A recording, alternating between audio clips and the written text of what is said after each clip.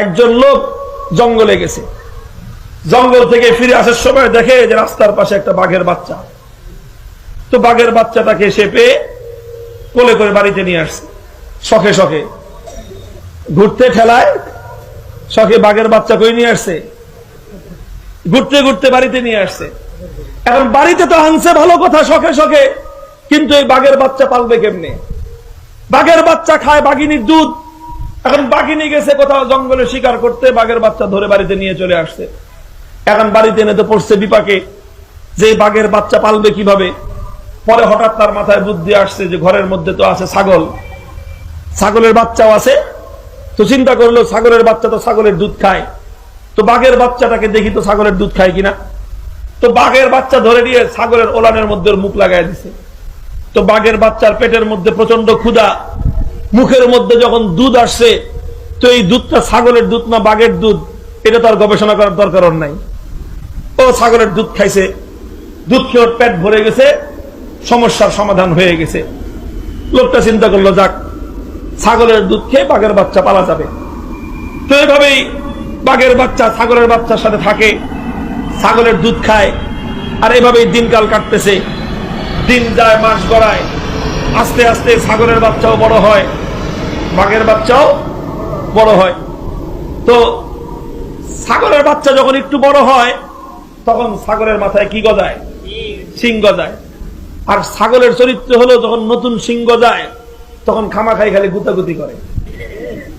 ব্যাঙ যখন নতুন পানি পায় অযথাই লাফালাফি করে, আর পাতি নেতারা যখন সামান্য একটু ক্ষমতা পায় অযথাই পাবলিককে উৎপাত করে। যারা সম্ভ্রান্ত নেতৃত্বের অধিকারী তারা কিন্তু পাবলিককে উৎপাত করে না, কথা ঠিক? এই তিন শ্রেণী, পাতি নেতা, কোন ব্যাঙ আর ছাগলের বাচ্চা, চরিত্র তিনটার একরকম। তো ছাগলের বাচ্চার যখন শিং গজায় তো খালি গুতাগুতি লাগে, সবকিছুর সঙ্গে গুতায়। দেখবেন গাছের মধ্যে, বেড়ার মধ্যে যা পায় তার সাথে গুতাগুতি করে, আর একটা তো আরেকটার সাথে গুতাগুতি লাগেই। তো সবগুলো যখন একটার সাথে একটা গুতাগুতি লাগে, তো বাঘের বাচ্চার সাথে গুতাগুতি লাগে।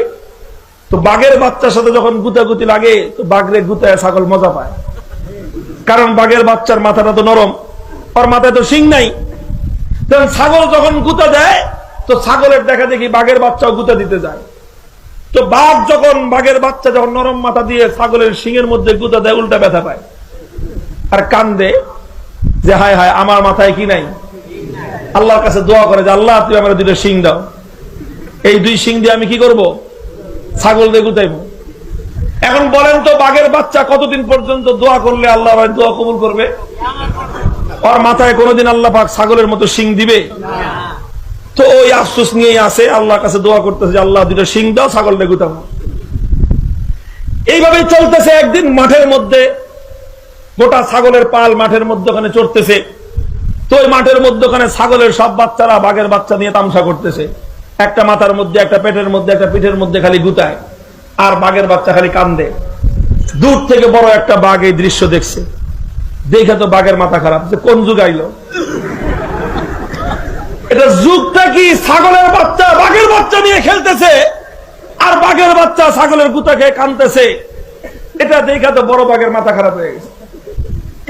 তো বড় বাঘটির সামনে আসছে, কিছু দূর আইসা এক জায়গায় দাঁড়ায় একটা হুঙ্কার দিছে, একটা গর্জন দিয়েছে। বাঘের গর্জনে তো শুধু আকাশ বাতাস না, পাহাড় পর্যন্ত থরথর করে কাঁপে। তো বাঘের গর্জন শুনে ছাগলের অবস্থা কি? সব ছাগল এই বাঘের গর্জনে যে যেদিকে পারে খালি প্রাণপণ দৌড়ায় আর দৌড়ায়। ছাগলেও দৌড়ায়, ছাগলের তালে তালে ছাগলের বাচ্চাও দৌড়ায়, আর ছাগলের বাচ্চার তালে তালে বাঘের বাচ্চাও দৌড়ায়। তো বড় বাঘটা পিছন দিক থেকে দৌড়ে আসছে।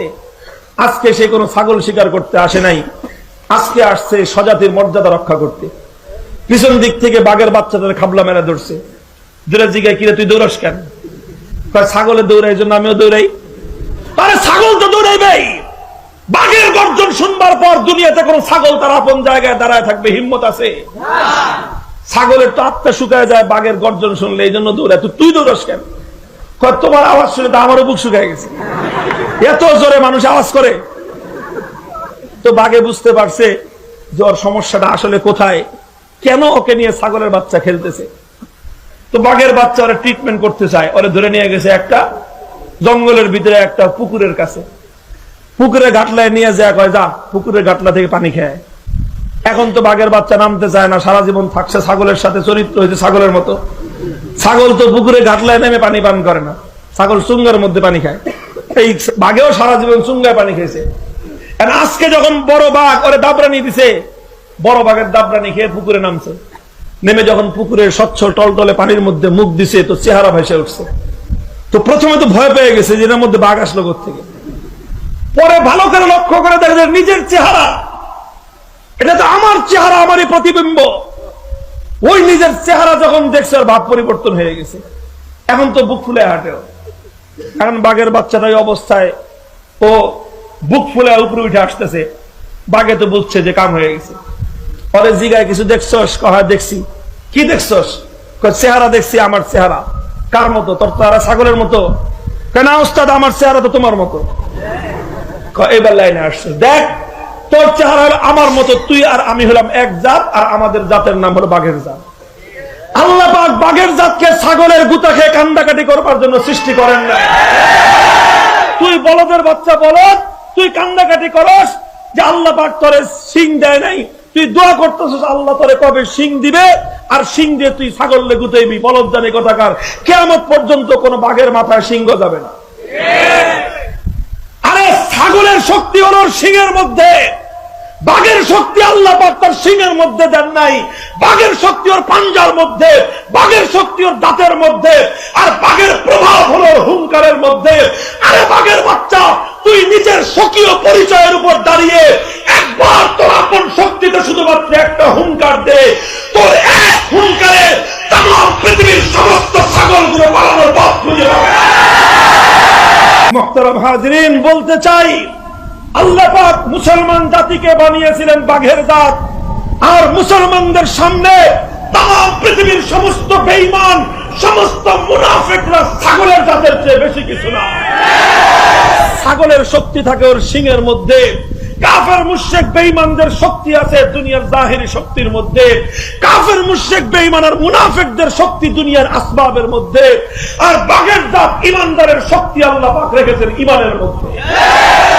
ঈমানদাররা যদি কিয়ামত পর্যন্ত খোদার কাছে দোয়া করে যে আল্লাহ তুমি আমারে ছাগলের মতো শিং দাও, কোশ্চিন কালেও বাঘের দোয়া কবুল করে আল্লাহর মাথায় শিং দিবেন না। আজ দুনিয়াতে বাঘের জাত ঈমানদাররা আল্লাহর কাছে দোয়া করতেছে, আল্লাহ তুমি আমাদেরকে ইউরোপের মতো উন্নত বানায় দাও, আল্লাহ তুমি আমাদেরকে আমেরিকার মতো শক্তি দাও, আল্লাহ তুমি আমাদেরকে রাশিয়ার গোলাম বানায় দাও, আল্লাহ তুমি আমাদেরকে চীন আর ভারতের দালালি করার তৌফিক দাও। আরে পুরো কপালী মুসলমান, আল্লাহ তোদেরকে তৈরি করেছিলেন চীন, ভারত আর রুশ আমেরিকার দালালি আর গোলামি করবার জন্য নয়। আল্লাহ তোদেরকে সৃষ্টি করেছিলেন এমন এক শক্তি দিয়ে